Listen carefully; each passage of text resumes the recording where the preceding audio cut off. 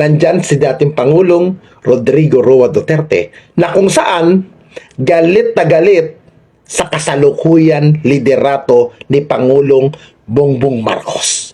Now, sino sa tatlo na to ang pwedeng nasa likod ni Morales? At pangalawa, ako'y naniniwala na meron isa pang retirado at dating opisyal din ng gobyerno na hindi ko na lang papangalanan na nasa likod din yan, maliban sa dating Pangulo. Okay? Wala akong sinasabi na siya nang nasa likod, ha? Kung sinong Pangulo yun, ha? Sa sinasabi ko, tatlo pa ang dating Pangulo na buhay pa sa ating bansa ngayon. Ngayon, meron pa doon isa pang opisyal, dating opisyal na naging boss-boss ni Morales. Ako'y naniniwala na kabilang siya na nasa likod ng exposes na yan. Siguro, na itsapwera siya, hindi siguro makatanggap, or nasayang kung ano man ang ano nila. Alam ko, hindi kikilos si Morales kung walang order ng sino nag-uutos. Balita ko nga, kabilaan ng meeting, kasi kahit naman sa loob ng Campo Duterte groups, may mga kausap pa rin tayo dyan, nakaibigan pa rin. Nagmi-meeting-meeting pa rin. For the security, hindi ko pwedeng i-mention kung sino yung mga nakakausap natin dyan. Hindi nga kami nagpipicturan pag nagkakakita-kita. Pero, pinaplano ng pinaplano kung ano ang gustong gawin, kung papaano hiyain ang administrasyon ni Pangulong Marcos. Mga kaibigan, alam nyo, unang-una sa lahat, hindi ko mawari kung saan kumukuha ng katangahan, kamangmangan, at kaletsihan ang mga putang inang mga DDS vlogger. Bakit nyo nasabi itong katangahan? Unang-una mga kababayan, makikita natin na maayos ang pagdi-deliver ni Senator Jinggoy Estrada. Ano yung dinideliver niya na sinasabi ko? Nasaksihan mo ba? Ganito, ganyan. Narinig mo ba? Nasaan ang mga testigo mo? Nasaan ang sinasabi mong ganito? Ano ang sagot ni Morales? Puro hearsay. Tama ang sinasabi ni Senator Jinggoy Estrada. Hearsay, gawa-gawang kwento, pinagtagpi-tagpi, at higit sa lahat, puro kasinungalingan. Yan ang ginagawa ni Morales sa Senado. Para saan nga ba ang pinagsasabi niyang yan? Unang-una, sabi niya, PDEA agent siya dati. Okay. Dati siyang PDEA agent. But, ngayon niya lang inilabas. Bakit hindi nung panahon niya, nung hindi siyang nakaupo, pero wala siyang ginawa? Bakit? Dahil nga, wala siyang sapat na katibayan. Now, dahil, aminin man hindi naman tayo kahapon lang nagsimula sa political blogger, hindi naman tayo nagsimula sa isang social media defender ng government dahil may taong nasa likod ng ginagawa ni Jonathan Morales para atakihin, pasaringan ng kung ano-ano ang kasalukuyan leadership, kasalukuyan pamumuno ni Pangulong Ferdinand Bongbong Romualdez Marcos. Natural, hindi aanin dyan si Jonathan Morales. Kasi nga, may kontrata. Yan ang katotohanan. Ngayon mga kaibigan, panoodin natin ang matalinong mga sinasabi at mga katanungan na sapul na sapul kay Morales. 2024, in her YouTube channel, you said that dadalhin ko sa hukay ang pangalan ng confidential agent. So meaning, sinabi mo ba ito sa interview mo kay Marlica? Ang sinabi ko, dadalhin ko yung kanyang ano po, no? Yun, use man po yun, sa totoo lang. Dadalhin mo sa hukay. sinabi mo ito sa interview with Marlica. Hindi ko na po matandaan yung exact words na sinabi ko po noon, Your Honor. Please, do not. Pero yung- mag-self-distract ka dito kapag, Mr. kasi Chair. ito ay recorded lahat. Meron itong sinabi mo na dadalhin ko sa hukay ang pangalan ng confidential informant. Sinabi mo ito, hindi? May sinabi nga ako, Your Honor, doon sa identity na confidential Sagutin mo informant. lang diretso yung sagot Yun po. yung tanong ni Senator Bato. Hindi ko Sinabi naman- mo ba o hindi? Hindi ko lang po matandaan yung exact phrase, Your Honor. Sa press pro sinabi mo ito. May sinabi po ako, pero hindi. Your Honor, To this effect. meron ako sinabi na babaunin ko sa libingan.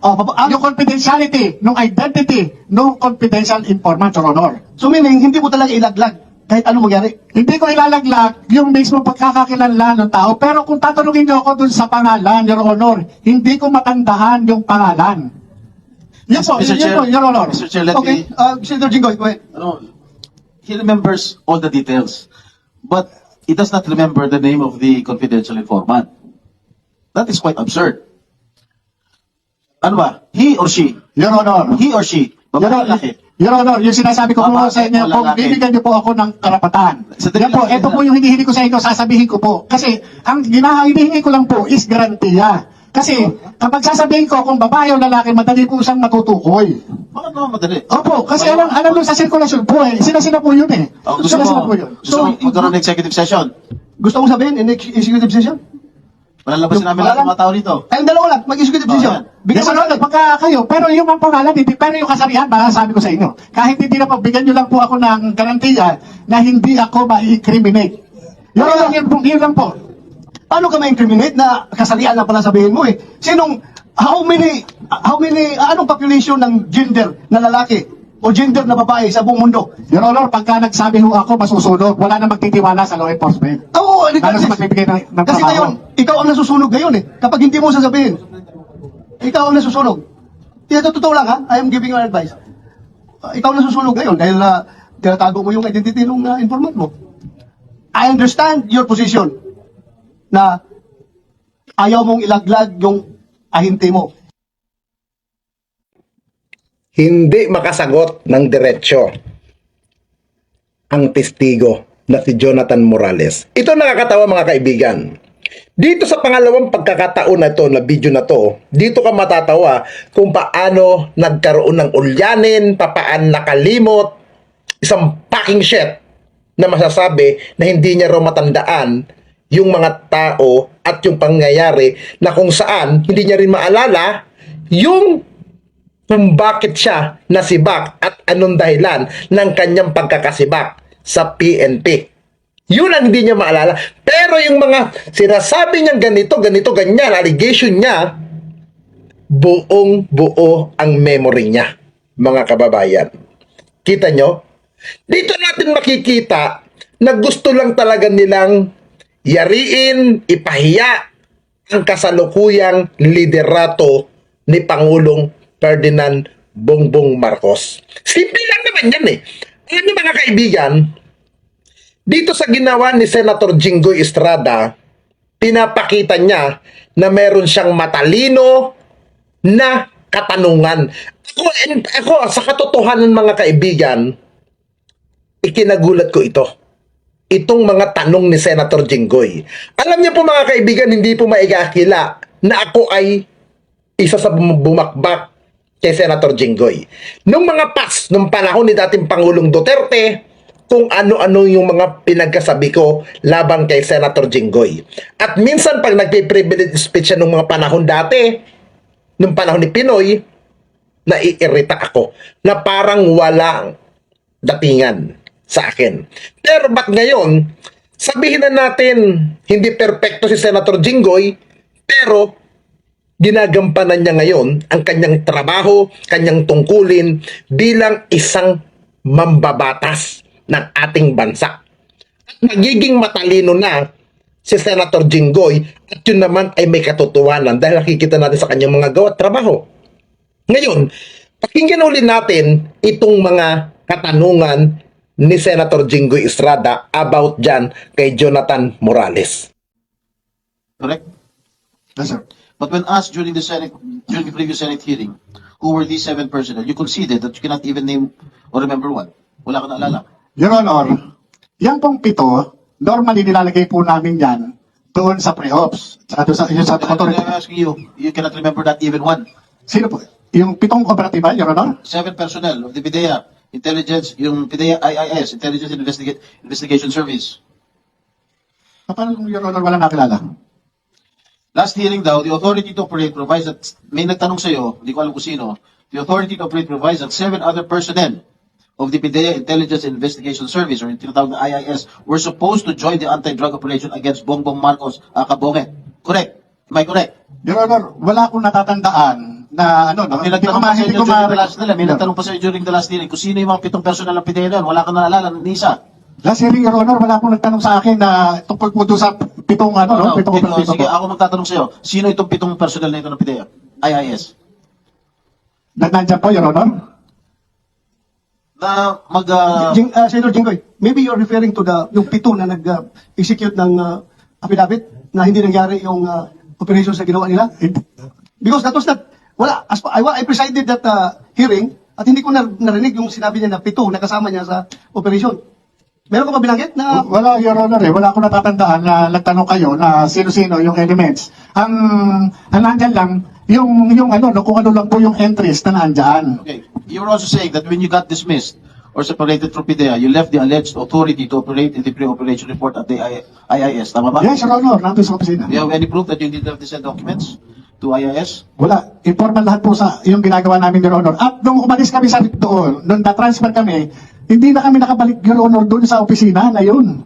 Ultimo nga po, yung case folder So, ko na lang. paano, educate me, paano nabanggit ang pangalan ni Presidente, pangalan ni Marcel Soriano, at iba't iba pang Your person? Honor, ito yung confidential informant na nakunan ko ng statement. At ito, Who is this confidential informant? hindi ko po maalala, Your Honor. Anak ng Sa- mga wala. Sa tagal po, Your Alam Honor. mo, ikaw Morales, nagbabanggit ka ng pangalan ng mga personalidad, ultimo pangalan ng Presidente, ultimo pangalan ng mga iba't ibang sikat na artista, na wala ka na may ebidensya. Your Honor. Sinasabi, galing sa Your informant. Honor, Sandali yung- lang. Can you just let me Yes, finish? Your Ang sinasabi mo, galing sa informant. Ngayon, ang sinasagot mo sa akin, hindi mo natatandaan kung sino yung informant mo? Ha? Am I correct? Hindi mo natatandaan? Your Honor. Naninira ka lang ng tao eh. Your Honor, pagpaumanhin niyo po, ako po bilang investigador, kumuha lang po ako ng salaysay. Ang confidential informant po, yung nag-declare. Yun pong lahat ng kanyang testimonya, nireduce ko po yun doon sa kanyang sworn statement. Ang aking motivation para kunan siya ng salaysay ay dahil doon sa dala niyang litrato, 5 pirasong litrato. Na, yung litrato na yun, nag-print, magmula doon sa kanyang cellphone, pinakita Your Honor yun. Pinakita yun. Yung mga, ano na yan, yung mga tao na naandyan, siya po mismo ang nag-declare. Kahit kilala ko, o nakikilala ko yung tao na naandun sa picture, tinanong ko po sa kanya. Kahit kung ano yung ginagawa doon, tinanong ko po sa kanya. Hindi ko po siya pinangungunahan. Your Honor, sa dami ng mga nahawakan kong kaso sa PIDEA, hindi po kara-kara, kagaya nga sabi ko po sa inyo, yung mga dokumento, kinakailangan kong makita para maging specific po ako. Mayroon akong ibang naaalala, pero pagpaumanhin po ninyo, hindi po lahat o kabuuan maaalala ko. Pero imposible na hindi ko po matandaan, Your Honor. Ito po yung, ano, siya po ang nagsabi doon. Bigyan mo ako ng dokumento na... Your Honor, nandun na po sa PIDEA. O, nasa- Doon po naiwan yun. Hindi naman po ako nag-uuwi. O, Pidea, meron ba pangalan si Marcel Soriano dyan at si Presidente Marcos? Your Honor, in the pre-operations report, there is no such name. But there's a hidden phrase there. No mention of the name Bongbong Marcos. There is the name of Bongbong Marcos alias Bonget, Your Honor. Na involved? No, I mean in the pre-operations. I'm referring to the pre-operations report, Your Honor. But the drug list? There is no name of the See? president, Your Honor. Marcel Soriano? No name, Your Honor. Mga kababayan, ito pang maganda rito. Yung ginawa rin ni Senator Chis Escudero. Say Chis! Alam niyo, bumilib din na. Ito kay Senator Chis Escudero, hindi na ako magtataka eh. Matalino rin to. Abogado ito. Alam niyo, tama yung mga sinabi niyang salita. Mr. Chairman, dapat ang mga witness na kagaya ni Morales ay nililimitahan. Kung lahat ay pinapayagan na ang ginagawa ni Morales kung sino-sinong pinapangalanan at lahat yan ipapatawag kagaya ni Pangulong Marcos, gusto ate ipatawag nila, at si dating Pangulong Duterte, hindi naman pwede yun, di ba? Unang-una, nalalagay na sa kahihiyan ang Senado, nalalagay na sa iskandalo ang Senado nang dahil lang sa investigation na yan, na kung saan ang investigasyon na yan, ang punot dulo at ang gusto lang naman mangyari ay sirain ang administrasyon ni Pangulong Marcos. Alam niyo mga kaibigan, sa simula't-simula kung titignan natin ang background ni Morales, ang daming naglabasan na mga negative na kung ano ng parurot na kinasangkutan niya. Tapos ngayon sasabihin siya'y matino, siya'y ganito. Hindi ba nakakahiya? Yan ang gagawin yung testigo.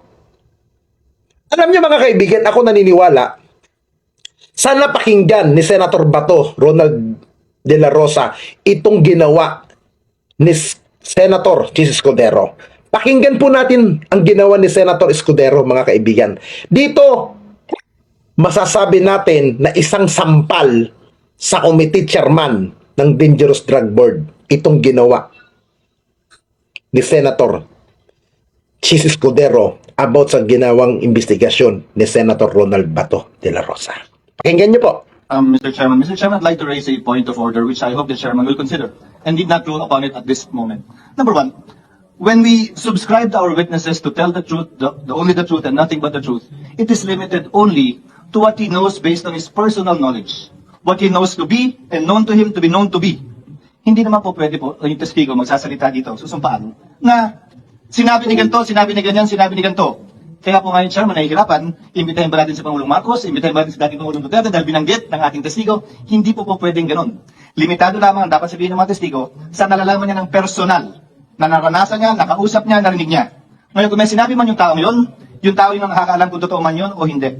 Bilang halimbawa, Mr. Chairman, binanggit niya yung kanyang informant na hindi na niya maalala. He is not testifying as to the truth of what the informant saw or said.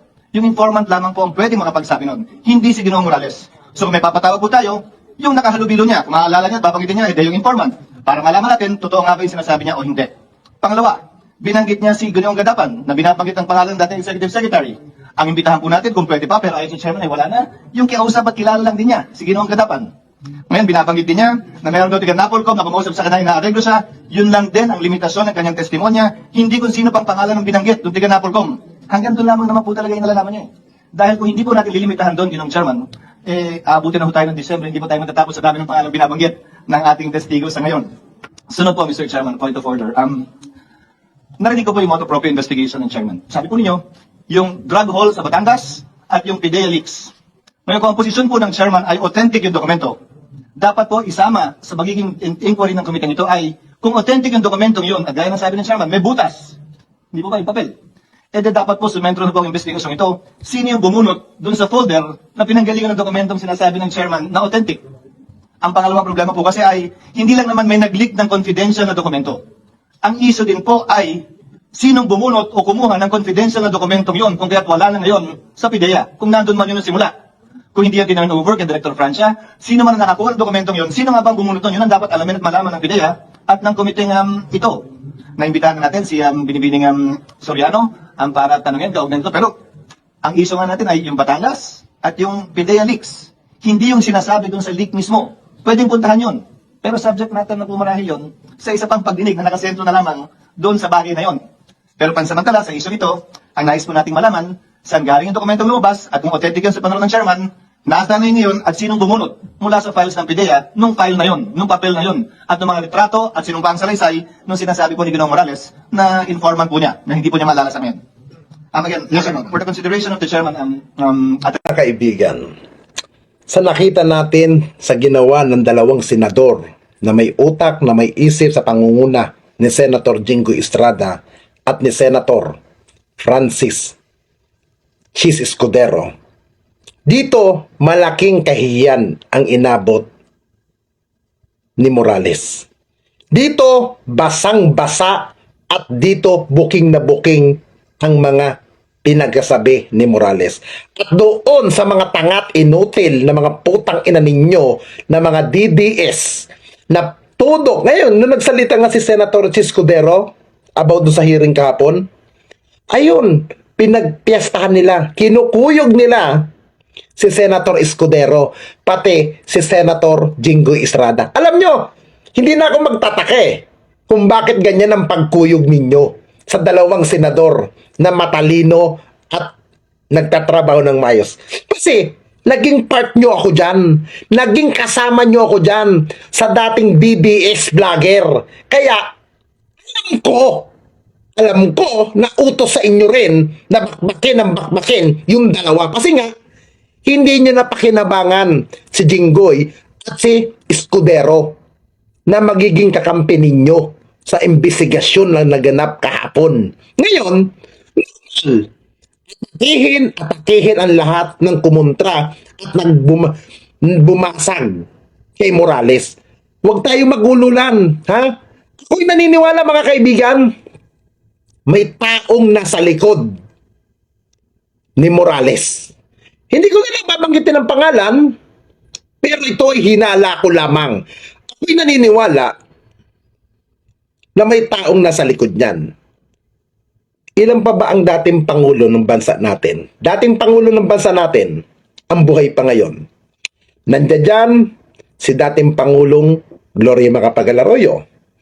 Nandiyan dyan si dating Pangulong Erap Estrada, buhay pa yung mama. Nandiyan si dating Pangulong Rodrigo Roa Duterte, na kung saan galit na galit sa kasalukuyan liderato ni Pangulong Bongbong Marcos. Now, sino sa tatlo na to ang pwedeng nasa likod ni Morales? Pangalawa, ako'y naniniwala na meron isa pang retirado at dating opisyal din ng gobyerno na hindi ko na lang papangalanan na nasa likod din yan, maliban sa dating Pangulo. Okay? Wala akong sinasabi na siya nang nasa likod, ha? Kung sinong Pangulo yun, ha? Sa sinasabi ko, tatlo pa ang dating Pangulo na buhay pa sa ating bansa ngayon.